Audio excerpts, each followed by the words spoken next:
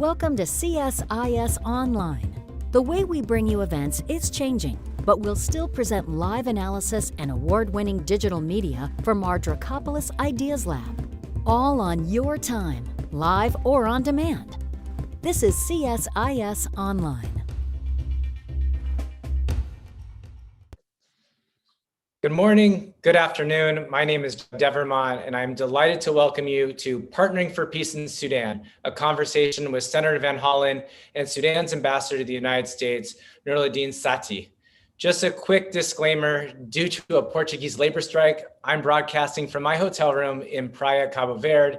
It's not a bad place to be stranded, but it may affect my connectivity. And if any case I freeze or drop, our colleague, John Temin, who's director of the Freedom House's Africa program, will step in to moderate the rest of the event. So let me start with the obvious, which is that Sudan is undergoing a crucial transition from the dictatorship of Omar al-Bashir to the possibility of democratic rule. It is far from assured, but it is the best chance for peace in more than 30 years. In late 2018, Sudanese headed to the streets to protest bread and fuel prices in the town of Atbara.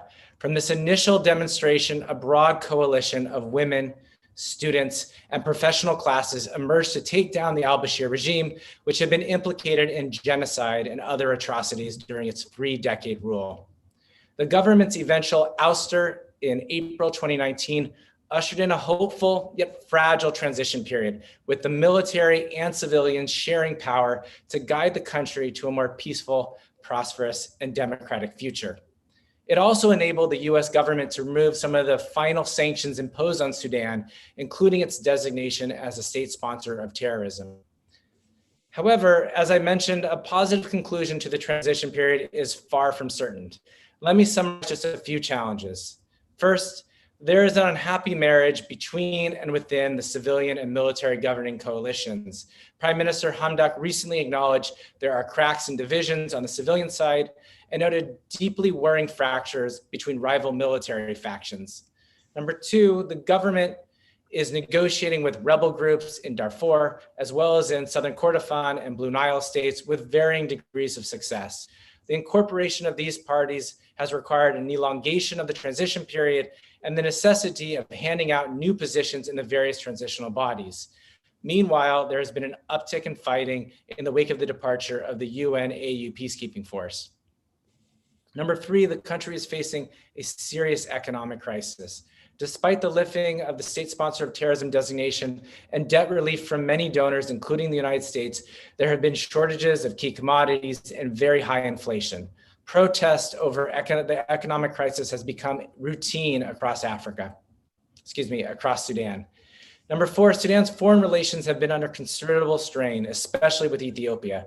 There has been significant fighting between the two countries near Fashaga on their shared border, and the second fill of the Grand Ethiopian Renaissance Dam has resulted in a very dangerous standoff between Sudan, Ethiopia, and Egypt. And finally, there's this issue of accountability for the crimes committed by the al-Bashir regime. And it is a delicate balance between bringing those responsible to justice and ensuring a smooth transition to a more just Sudan. Now, with all of these challenges in mind, Senator Van Hollen in May visited Sudan along with Senator Chris Coons to assess the country's progress. I think it's a testament to how important Sudan is and its transition is to the US Congress. We're delighted that Senator Van Hollen is here today to share his reflections and engage in a discussion with Sudan's Ambassador to the United States, Ambassador Sati, where we'll talk about the way forward and how the United States can partner with Sudan for peace in this critical region. I'm going to hand it over to the Senator for some opening remarks, but let me just introduce our esteemed guests.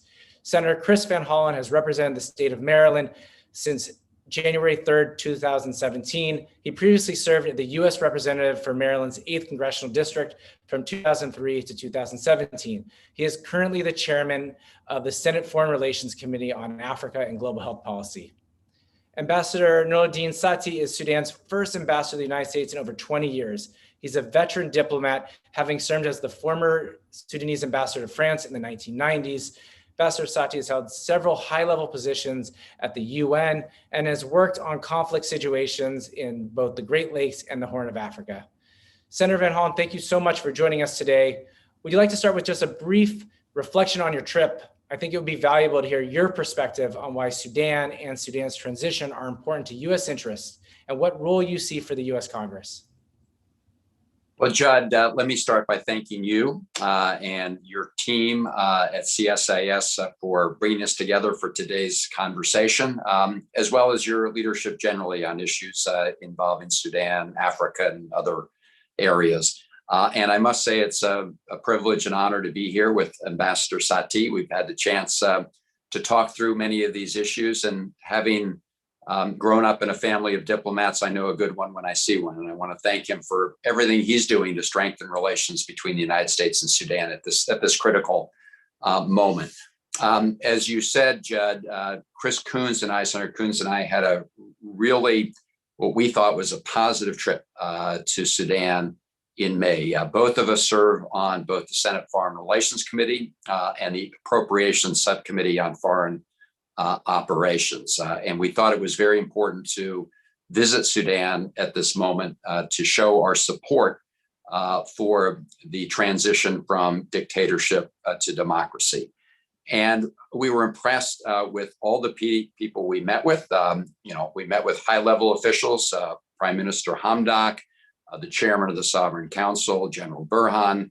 We met with ministers of finance and justice and foreign affairs, the Minister of Irrigation and Water, to discuss the GERD and other issues relating to agriculture, and with members of civil society, young people, women leaders. And I think we had a really good visit with a great cross-section of Ethiopian society. And we came away more determined than ever to work with our colleagues in the Congress and with the Biden administration to make sure that the United States is a partner with the people of Sudan during this transition, which, as you described, was a remarkable peaceful revolution that removed Bashir from power in 2019. But the path forward is, far from assured. And just a couple, reflections based on the conversations that we had. First, on the economic front, as you said, Judd, we're still in COVID-19 and in Sudan and many parts of Africa, of course, and everywhere in the world, but in terms of the intensity, even more there. And we're also seeing rising fuel prices, and the economy, of course, is front and center on the minds of the people of Sudan and this government. So the United States did move very quickly early on, forgiving essentially our bilateral debt. We've been working with international financial institutions to try to provide broader debt relief. And of course, we had the good news on Friday from the Paris Club, where they essentially canceled $14 billion worth of debt, rescheduled $9.4 billion, and also encouraged other countries like the Saudis and the Kuwaitis to join us in this effort. That's going to be really important to reintegrate Sudan into the global economy and address these pressing economic issues. The United States has also committed $700 million in funds through AID. Ambassador Samantha Power, who's the administrator now of AID, is very focused on this, and we in the Senate have been very focused on it as well. And it's taken too long, but the good news is I think we now have a plan that's come together in consultation with the government of Sudan, and hopefully that will be finalized and released soon. I'd also like to see Sudan included in our Power Africa program. And as Sudan undertakes some of these reforms in its economy, really push the Development Finance Corporation to engage U.S. companies in investing in Sudan. On the political front, as you mentioned, Judd, the need to really integrate the armed forces under one command that is in turn under civilian control is one of the critical issues. That was very much part of our conversations in Sudan. And that has to, of course, include the RSF coming under that umbrella. And in order to fully implement the Juba peace agreement and bring in those militias and parties that are not yet, fully part of this agreement, it's going to be very necessary to ensure that integration of the military takes place. Obviously, having lots of militias was a big part of Sudan's past instability, and that needs to be addressed going forward.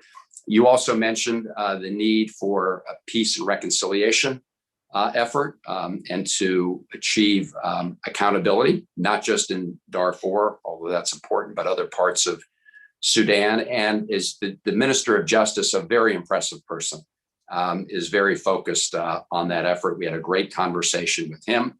And then, of course, making sure that the people of Sudan feel that they're being heard and are fully invested in this democracy. And Prime Minister Hamdok, in that very important speech he gave at the end of June, said he'd like to see those legislative elections take place within 90 days from the time he gave that speech. And that's something very much on the minds of people. And finally, we want to work with Sudan to address many of these challenges they've got, from a huge refugee population, a huge population of internally displaced people, over 3.6 million in those categories. And of course, an additional influx of 60,000 refugees from the Tigray area because of the conflict in Ethiopia. And Senator Coons and I visited one of the refugee camps that have been set up to address the Ethiopian refugees. And we're impressed by the work of the Sudanese government, by USAID, the World Food Program, and the UN Refugee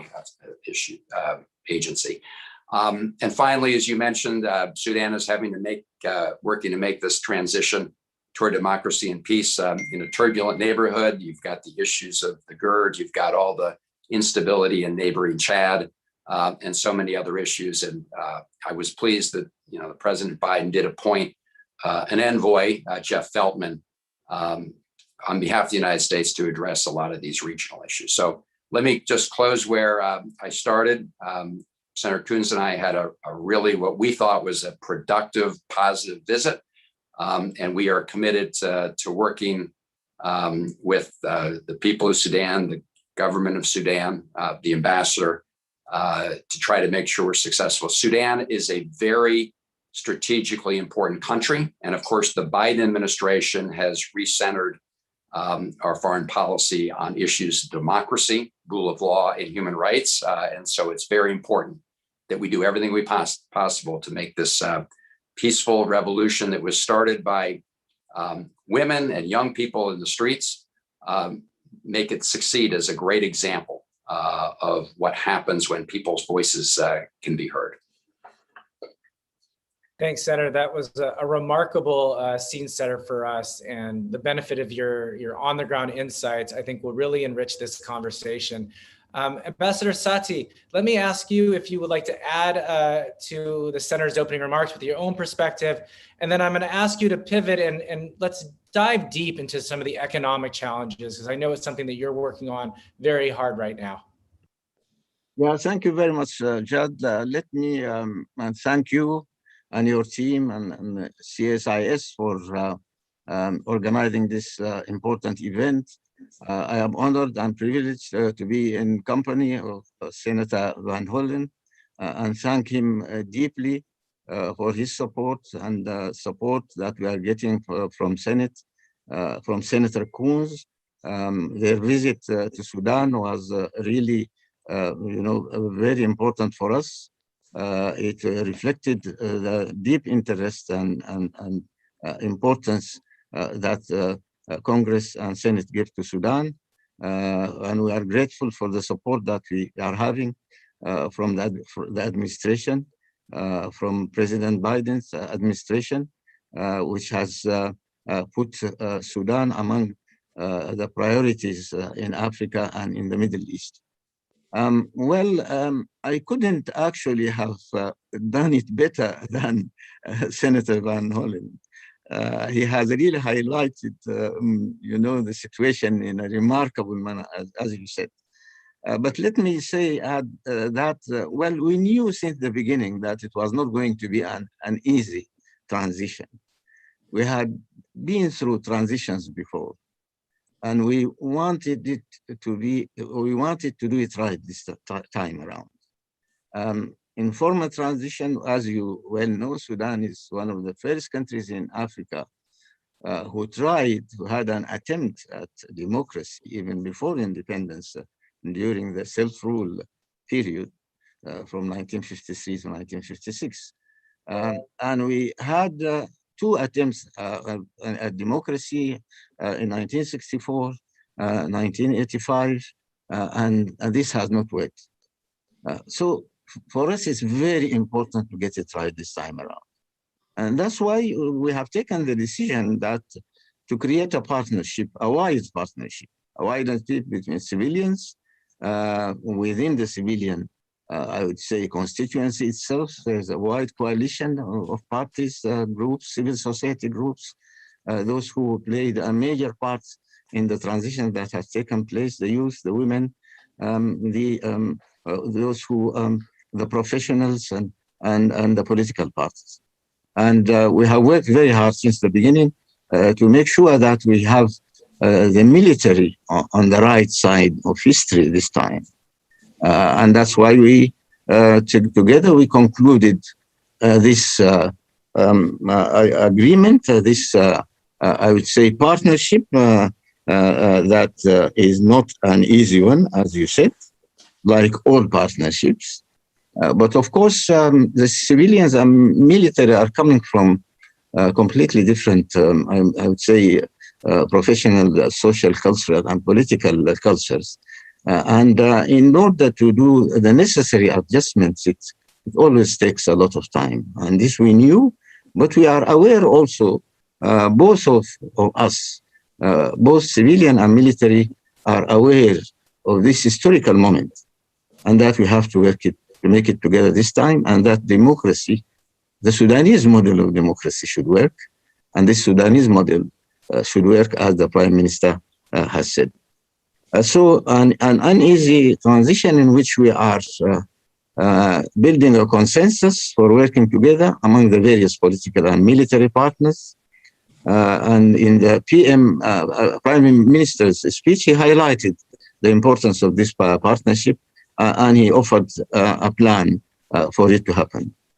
And of course, an important part of the transition also is the peace agreements that have been signed in Juba, and the continued peace process to bring in the two groups that have not adhered to this agreement thus far, and we are hopeful that they will do that in the near future.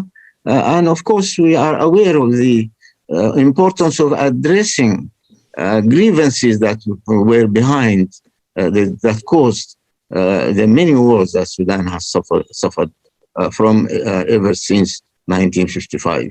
This is an important part of transition, also how to address these grievances and to bring in marginalized regions and areas into the national fold in a peaceful manner and a constructive one. And of course, rebuilding the state apparatus and governance institutions that have been dilapidated by the former regime is important. And governance includes, of course, all the constitutional and legal systems that uphold basic freedoms and human rights, including accountability, transitional justice, legislations on transitional justice have just been passed a couple of days ago and have been posted in the official gazette, the equivalent of the Federal Register in the US. And I think this is great news. I refer here to a discussion that Senator Van Hollen had with the Justice Minister, and he addressed these concerns about these legislations, and these legislations are now out. The Transitional Justice Commission, legislation concerning the Peace Commission, legislation commissions accountability and recovery of stolen assets and other things. So now we are building gradually the state structures in a way that would be responsive to the demands and aspirations of the people of Sudan, but we are also aware of the difficulties. And we knew since the beginning that, as I said earlier, it's not going to be easy. The economic situation, of course, is a disastrous one, I would say. The one that we have inherited and the one we are now trying to address and redress and building economic structures from scratch, I would say. Because the former regime had also actually built economic and financial networks outside the state system. And it's very important now to see to it that we are rebuilding those structures and systems, digitalizing the economy in today's world, as you know, you have, in order to fulfill the requirements of accountability in any economy in the world, you have to go digital. And that's what we are trying to do. And I'm happy to note that we are being assisted. Our friends in the United States, USAID is helping us in that respect, and the World Bank also, and including other reforms that are being done. Bank transfers are a matter of concern to us, and gradually our central bank, our Ministry of Finance, are finding the right measures to do that in cooperation with the US Treasury here and with other partners, and building viable economic and trade channels and finding the appropriate trade model that responds to the needs and expectations of the Sudanese people. This has not been easy because we have many schools of thought in Sudan, as in every other country, and we needed to get it to do things in the right way. And linking the Sudanese economy to the international financial and economic system after 3 decades of isolation is no easy matter. But here also, I would like to thank our friends in the US and in the international community who are supporting us to get this done. And here, of course, I refer to the major decision of removing Sudan from the list of countries harboring terrorism and assisting Sudan with the HIPC process. And Senator Van Hollen has mentioned the decision by Paris, the Paris Club a few days ago, which is really appreciated. Now, of course, we are working very hard in order to create a conducive environment for investments and attracting this investment, the critical areas of agriculture, energy, infrastructure, IT, and digital transformation, as I said earlier. And the objective of all this, of course, is reforming the economy, getting things done, and creating jobs, which is a central issue. It's the key issue. We have to create jobs for the thousands and thousands of young women and men who are behind this revolution, and they need and they have every right to claim their rightful place in the society and in the working place, and we are working on that. Senator Van Hollen mentioned the issue of COVID-19. Of course, we have been suffering, all of us, of this pandemic. Sudan has been hard hit by that, and we appreciate the support that we are getting from the US through COVAX and through other means in order to address the question of COVID. And we look forward to further cooperation. In the area of security, we are also there building new structures in which we can accommodate those forces which are outside the armed forces. And there is a plan that is being put in place in order to do that, including the armed forces that have just joined the Juba agreement, and of course the RSF, in order to see what formula, what plan, what roadmap we can have in order to get a national Sudanese army, a professional army, which is conscious of its duties of upholding the constitution and supporting the democratic transition process. Thank you very much, Judd. Thank you, Ambassador. That is a very long to-do list that would challenge any country, but I appreciate you enumerating it in such detail.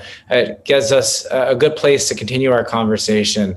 And Senator Van Hollen, I want to turn back to you because I'd like to zoom in on the challenge and the tension between this military and civilian marriage or partnership. It seems to me that if we can't get that right, it will be very difficult to move forward on all of the things that Ambassador Sati and you have said. Ambassador Sati said that we must make sure the military is on the right side of history.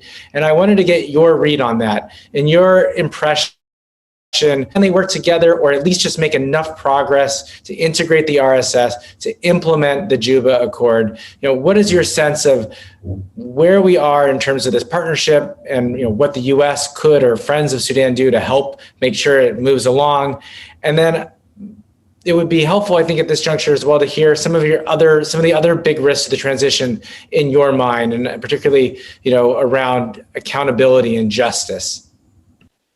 Sure. And I will start with the issue of, integrating, the military under one command, and that in turn being under civilian control. Because I do think that together with the economy, that is the biggest issue. And of course, that issue also, relates to the ability to bring in, the groups that are not yet, part of the fold under the Juba peace agreement. And I can very clearly state that the Prime Minister Hamdok and General Burhan are absolutely committed to that goal of bringing the different military components in. I think, as we know, the biggest challenge in that regard has been the RSF forces, and the United States, and I know our embassy team there, and I want to take this opportunity to actually, give them a shout out and thank them. They are, of course, very focused on this issue. This was very much part of the conversations we had with Sudanese government officials. And, my view is that the United States should use the assets that we have to work to professionalize the Sudanese army. Of course, it's a little bit of chicken and the egg here, but we need to use the resources we have and the capabilities we have as an inducement, including our military training funds, our IMET funds. I'd like to see them be put to use here. As you know, we have the continuing statute on the books that relates to the Bashir days with respect to no U.S.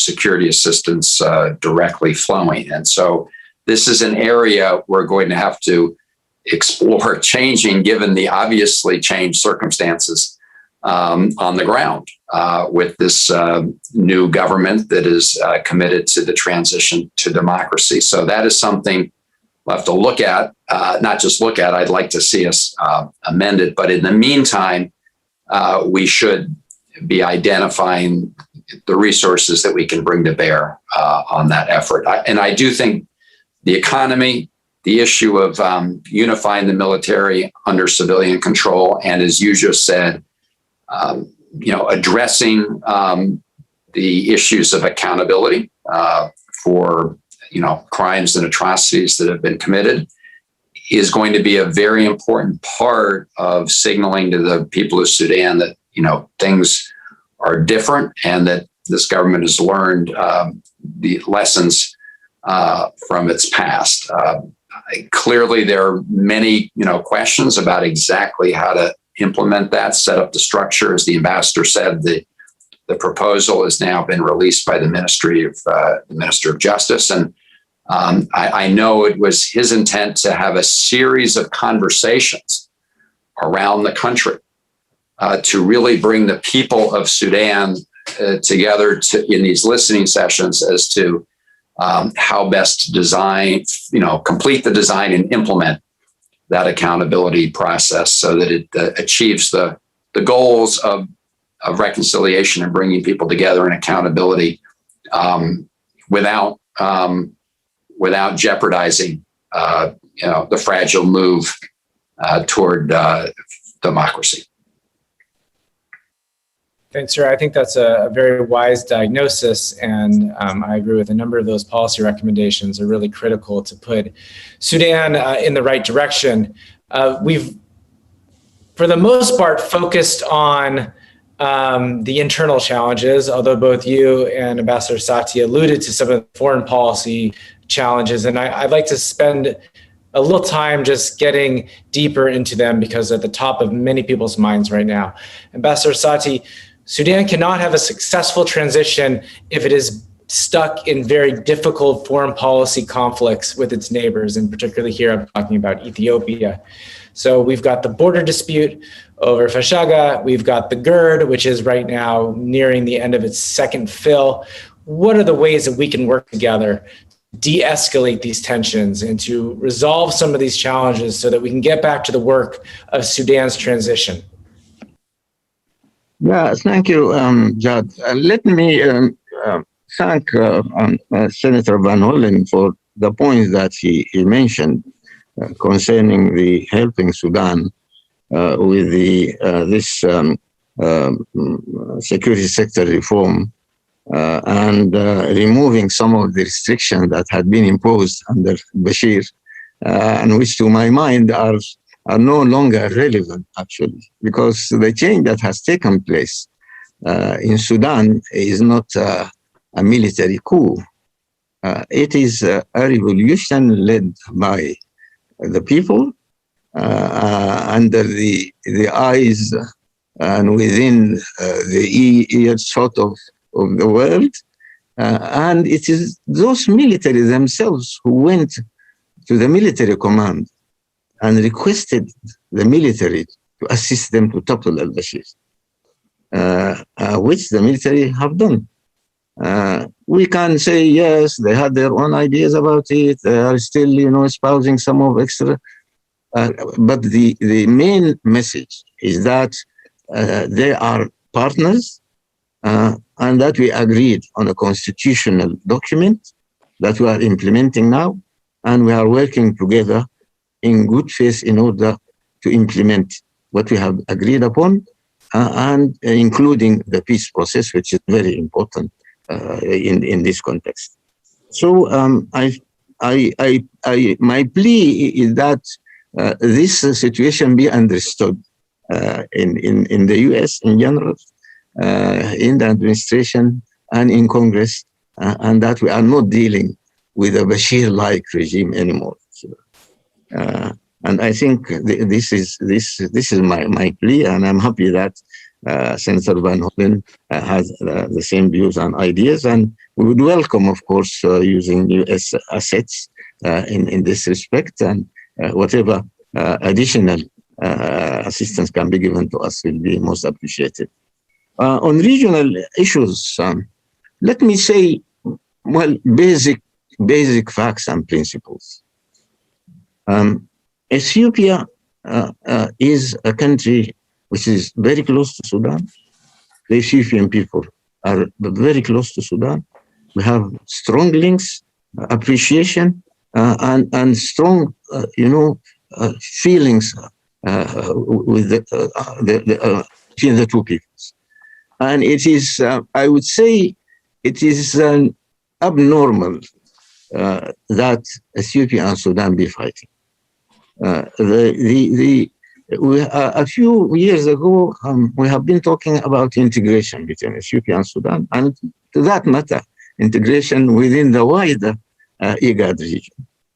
And these ideas are still there, and they need to be pursued. But of course, now we have issues that we need to settle between the two countries. We have the issue of GERD, that should not have been an issue in the first place, because Sudan supported the construction of GERD, and we made actually, I would say, a symbolic contribution to its construction, a few $1 million at the beginning. So we are not against GERD in principle, but we are against the position that Ethiopia has taken unilaterally in imposing certain facts on the ground. And this is not acceptable. We would like Ethiopia to be more understanding to the needs of the Sudanese people. We are conscious of the benefits, the huge benefits of that. Sudan, well, some people are saying maybe Sudan will benefit from it more than Ethiopia, which could be true. I am not an expert, but that's what I'm hearing. But of course, at the same time, we want to, alleviate, and we want to remove any threats that this huge dam can constitute to our safety and livelihoods of our people. That's all that we are asking. We are asking for an agreement, a mutually agreed, plan for the management and filling of the dam. We are not asking anymore. And I think this is very simple. This can be done. And we continue adhering to the African process, AU-led process, and we would like that to continue, provided that it is being energized, reactivated, reinforced, and we appreciate the assistance that the United States and other partners are doing in this respect. Concerning the Fashaga is actually a very clear matter to us. Agreements have been signed in the past during colonial times between the two countries.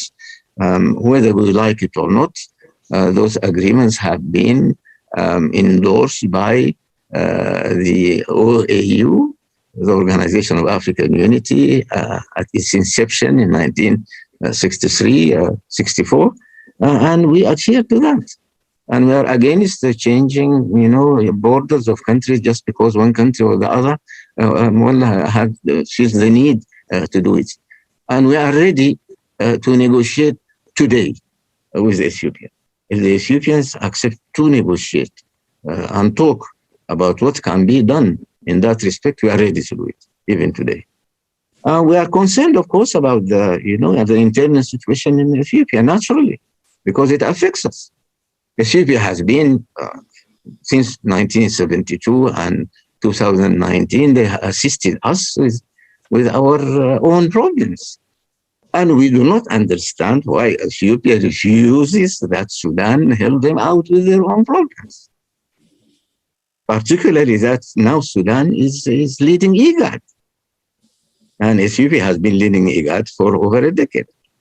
So we do not understand why they are reluctant to accept that a friendly and amicable role for Sudan just to help them out, as they have helped us, continue to help us for a very long time. I do not understand this position personally as a friend of Ethiopia, somebody who worked in Ethiopia representing UNESCO and have been working on this issue for over 40 decades in that region. So my plea here to our Ethiopian brothers and sisters, please let Sudan come to terms with Sudan on those issues. Do not complicate matters. You cannot live alone in this region. And we have genuine concerns for the stability of Ethiopia. Not only because this is spilling over on Sudan, but also because we are genuinely concerned for the Ethiopian people themselves. We consider them as at the same level of the Sudanese people, because we believe in African unity and we believe in regional integration. And we would like this to be done, and I hope that very soon they will allow IGAD to do its job, and they will allow bilateral relations between Sudan and Ethiopia to be improved in such a way that we can talk to each other in a constructive manner. Senator Van Hollen, Ambassador Sati says it's abnormal for Sudan and Ethiopia to fight. I think we can all hear the concern in his voice, his plea for there to be consultation around the dam to resolve the challenges that Ethiopia's civil war has provided or made for Ethiopia. Can you talk a little bit from your perspective? How does Congress, in partnership with the Biden administration, and of course, Special Envoy Jeff Feltman, work for peace in these very delicate security challenges? Right. And I share the ambassador's view, and I really appreciate the frame in which he's sort of put these issues, because it is very true that, the people of Sudan and Ethiopia have far more to benefit from, cooperation than they do from any kind of conflict. We were talking about the economy. Sudan, of course, has a huge agricultural sector, but it could become much more productive. And that could be a great benefit, not just to Sudan, but the kind of regional economic cooperation the ambassador is talking about, more transportation links, more integration, so that more goods can be exported. That obviously is very difficult when you have this raging conflict in the Tigray region and other places.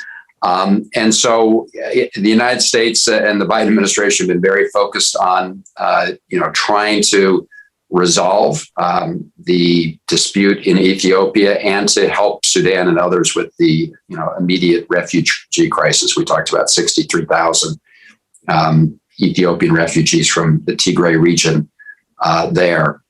So I know Ambassador Feltman has been, working hard through shuttle diplomacy. The issue of what was happening in Ethiopia was also front and center during the trip that I took with Senator Coons. Senator Coons had taken a prior trip to Ethiopia as well. So this is one of those areas where active diplomacy, I hope, can make a difference. And with respect to the GERD, I also appreciate the ambassador's tone there, because it's true, based on everything we heard, including from the Minister of Irrigation Agriculture. Sudan can benefit in some ways from the GERD, reducing flooding and helping that great agricultural sector that I talked about with more stable and predictable, less uncertain supplies of water.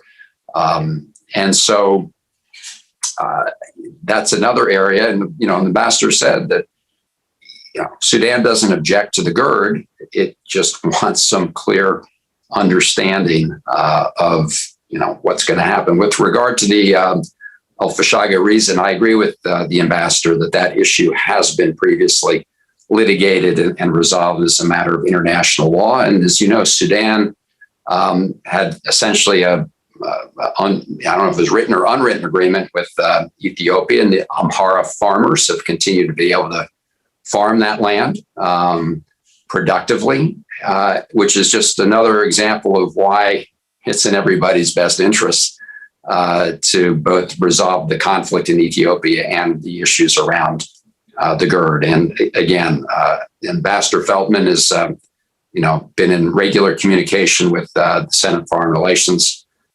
Committee, and we look forward to his continued diplomacy in the region.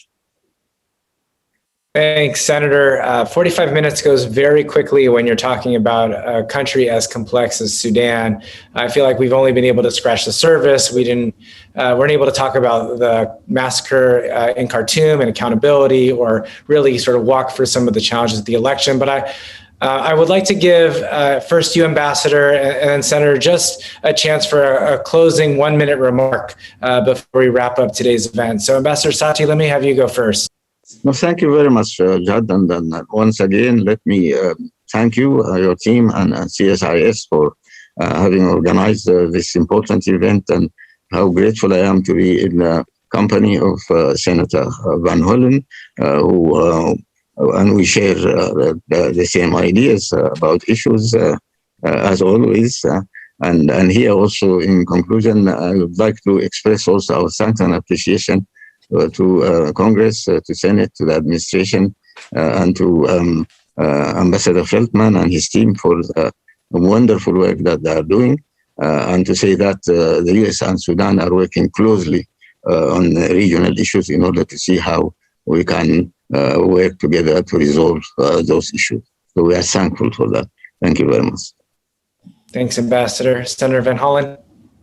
Well, it's wonderful to be here with Ambassador Sati. And, I think this conversation is an example of how we need to further deepen, the partnership between Sudan and the United States, the people of Sudan and the United States in this push. Very exciting time of transition democracy, which has got a lot of promise, but as we've said, a lot of peril as well. And thank you, Judd, and your team at CSIS for bringing us together to discuss these issues. And look, there's not a lot of bright spots around the world these days. This is a period of time where we've seen a reversal of gains that have been made in terms of democracy and human rights and freedom of the press in so many parts of the world. So we should be doing everything we can to support one of these bright spots and nurture it and provide it with oxygen and do everything we can, because this story is not yet fully written. And we all need to do our part to maximize the chances that it has a happy ending. Sir, I couldn't agree more. I want to thank you and Ambassador Sati for your leadership and for continuing to deepen our bilateral ties. This country and its transition has to be a priority for our government, for the American people. Getting Sudan right, getting this transition right, is going to be transformative for a region that is so important to our national security interests. And so this won't be the last conversation we have here at CSIS. You're welcome. I encourage our audience to look at what we've written so far and the conversations we regularly have on our podcast. I hope to hear more from Ambassador Sati and Senator Van Hollen on this issue as the situation develops. So thanks to both of you, and thanks to everyone for watching today. Thank you very much. Thank you. Yeah. Bye.